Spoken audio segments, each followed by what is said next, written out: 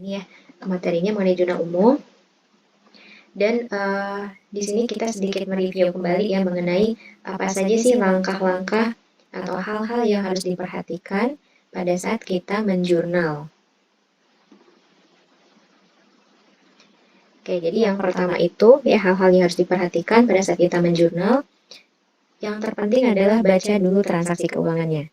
Ya, kita pahami dari transaksi yang terjadi itu kira-kira ada kejadian apa. Gitu ya.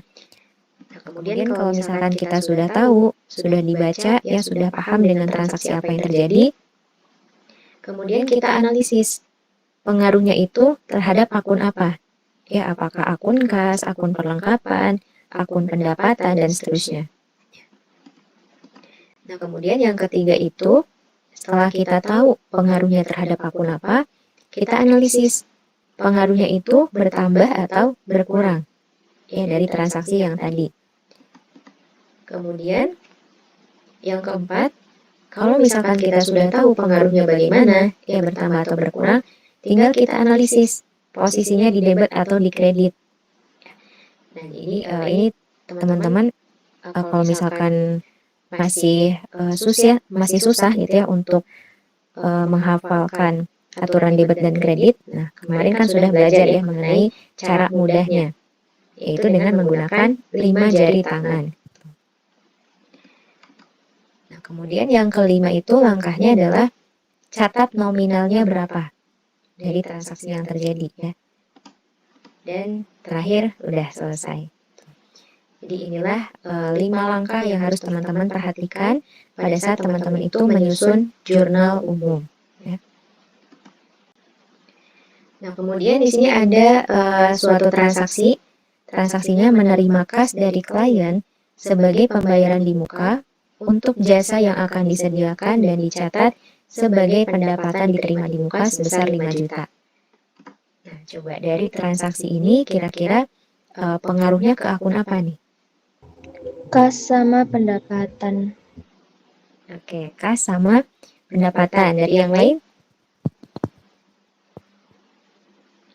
Sama Kak. Sama. Oke, ya kita lihat ya transaksinya. Di sini ada kata menerima kas. Nah, sudah jelas berarti akun kas yang berpengaruh, ya, kasnya bertambah. Nah, kemudian kita menerima kas dari si klien sebagai pembayaran di muka untuk jasa yang akan disediakan. Nah, di sini juga sudah ada keterangannya, ya, bahwa jasa yang akan disediakan ini dicatat sebagai pendapatan diterima di muka.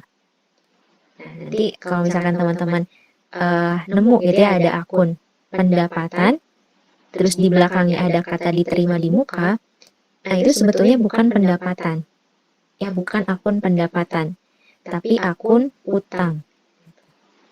Ya, jadi pendapatan diterima di muka adalah akun utang. Kenapa? Karena di sini kita sudah menerima kas, ya menerima uang dari klien, tapi perusahaan kita belum ngasih jasa. Nah, berarti kan perusahaan kita punya kewajiban untuk memberikan pelayanan, untuk memberikan jasa, ya. Jadi perusahaan punya utang jasa. Nah, berarti di sini pengaruhnya kasnya bertambah, kemudian pendapatan diterima di mukanya atau utang jasanya bertambah.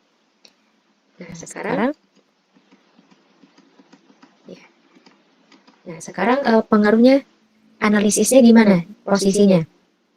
Ketika kas bertambah, maka dicatat di sebelah mana?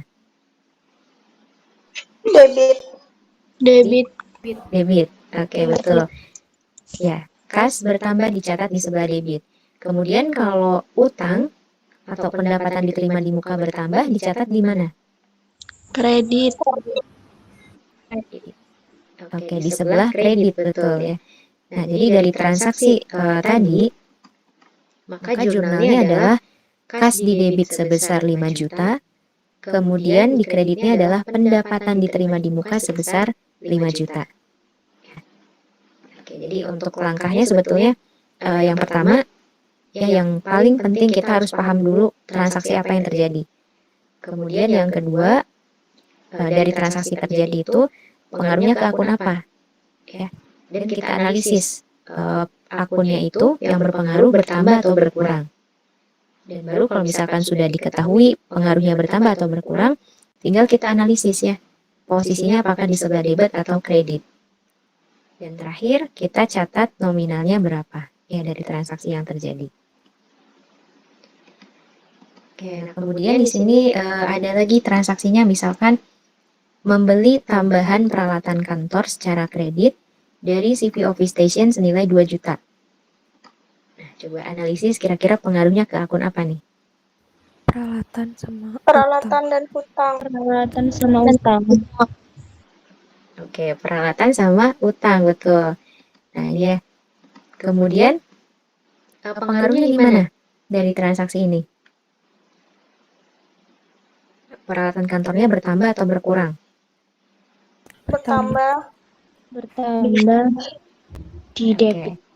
Nah, peralatan kantornya betul bertambah ya. Terus kalau utangnya? Bertambah. Utangnya juga ya, utangnya juga bertambah, betul. Nah, jadi jelas ya di sini ada transaksi membeli tambahan peralatan kantor. Nah, ketika kita membeli sesuatu, membeli barang, maka barangnya bertambah. Nah, di sini kita beli peralatan kantor, berarti peralatan kantornya bertambah.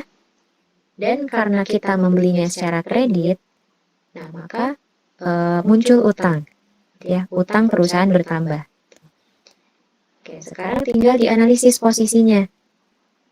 Peralatan kantor bertambah dicatat di sebelah mana? Debit. Debit.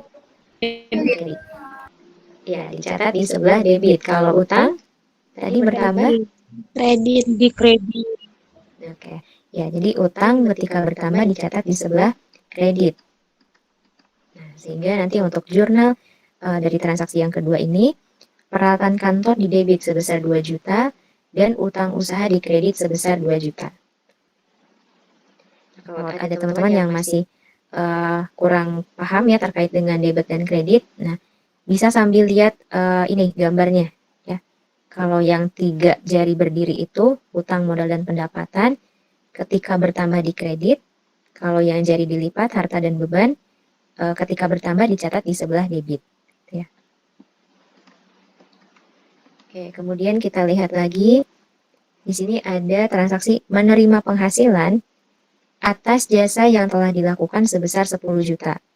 Dari jumlah tersebut 8 jutanya sudah diterima uangnya dan sisanya difakturkan. Nah, coba dianalisis kira-kira pengaruhnya ke akun apa nih? Pendapatan jasa. Oke, ada betul pendapatan jasa. Terus? Kas, piutang. Oke, jadi ada 3 ya. Ada akun pendapatan jasa, terus ada kas sama piutang usaha. Nah, kemudian dianalisis pengaruhnya bertambah atau berkurang.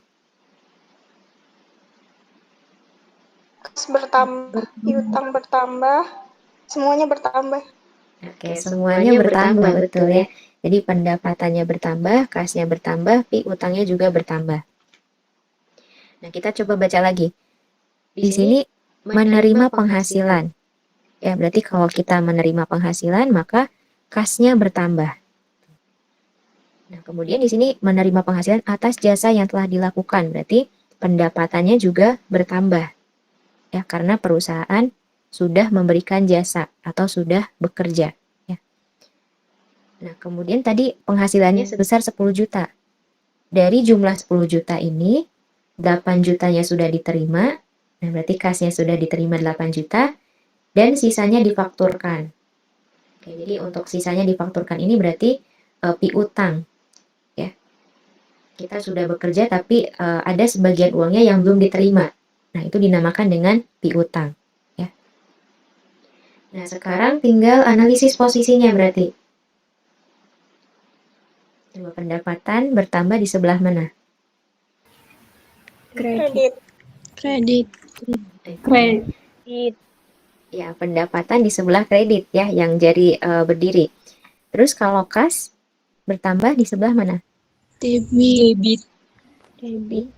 Ya, di sebelah debit. Piutang bertambah Debit. di Kredit. Debit. Debit atau kredit? Debit. Di Debit. debit ya. Debit. Oke. Ya, di sebelah debit, betul. Piutang itu masuknya kelompok akun apa? Harta, utang, modal, pendapatan, atau beban? Harta. Harta. Harta. Ya, betul. Jadi, piutang itu masuknya kelompok akun harta, sehingga ketika piutang ini bertambah atau harta bertambah dicatat di debit. Nah, nanti untuk jurnalnya berarti di debitnya ada 2 ya. Kas di debit sebesar 8 juta, kemudian piutang usaha di debit 2 juta, dan di kreditnya adalah akun pendapatan jasa sebesar 10 juta ya. Oke, nah yang ini ada yang mau ditanyakan dulu? Transaksi ketiga ya tadi. Paham yang ini? Kak, Oke. masih bingung sama yang pendapatan diterima di muka. Oh, yang tadi ya. Oke, kita lihat.